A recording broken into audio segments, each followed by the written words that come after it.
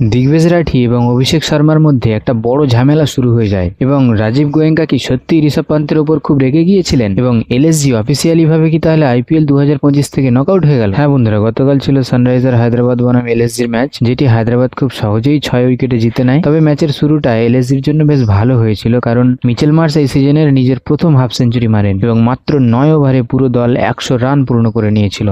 কিন্তু তারাই মোমেন্টাম ঠিকভাবে ধরে রাখতে পারেননি, কারণ ঋষভ পান্ত মাত্র 7 রান করে আবার আউট হয়ে যান। হ্যাঁ, এটি তার জন্য খুবই হতাশাজনক সিজন হয়েছে। তিনি কেবলমাত্র একটি হাফ সেঞ্চুরি করতে পেরেছেন এবং যেই মুহূর্তে তিনি আউট হন, স্ট্যান্ডে থাকা রাজীব গোয়েঙ্কা যিনি ম্যাচ দেখছিলেন তিনি সরাসরি ভিতরে চলে যান।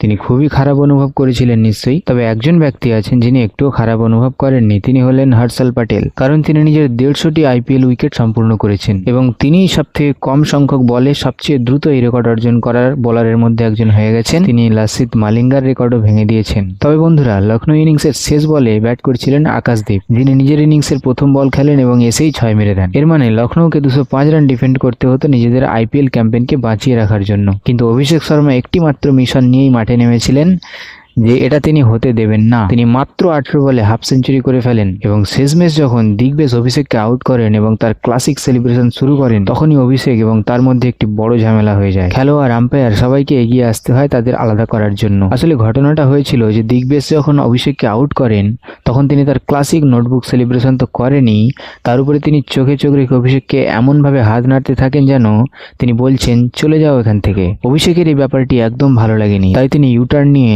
তার দিকে এগিয়ে যান। দিগ্বিজয় তখন বেশ আগ্রাসী হয়ে ওঠেন এবং দুজনের মধ্যে কথা কাটাকাটি শুরু হয়ে যায়। এরপর ক্লাসেন নামেন এবং তিনি 47 রানের একটি ভালো ইনিংস খেলেন এবং শেষমেশ হায়দ্রাবাদ খুব সহজেই 26 রানের টার্গেট পূর্ণ করে ফেলে এবং তারা ইতিহাস তৈরি করে একনা স্টেডিয়ামের সর্বোচ্চ রান তাড়া করে জিতে নেওয়ার। আর এর ফলে Lucknow super giants officially IPL 2025 থেকে নকআউট হয়ে যায়। তবে ম্যাচের পরে রাজীব শুক্লা আসেন এবং অভিষেক ও দিগ্বিজয়ের মধ্যে সবকিছু মিটমাট করে দেন। যেমন তোমরা দেখতেই পাচ্ছ, দিগ্বিজয় গিয়ে অভিষেককে জয়ের জন্য অভিনন্দন জানাচ্ছেন। তবে বন্ধুরা, এই বিবাদের পরে মনে হচ্ছে যে দিগ্বিজয় আইপিএল এর অকশনে যতটা না পেমেন্ট পেয়েছেন তার থেকে ডবল ফাইন চলে যাবে। ক্রিকেট প্রেমী ভক্তগণ, তোমাদের কি মনে হয় কমেন্টে জানাও।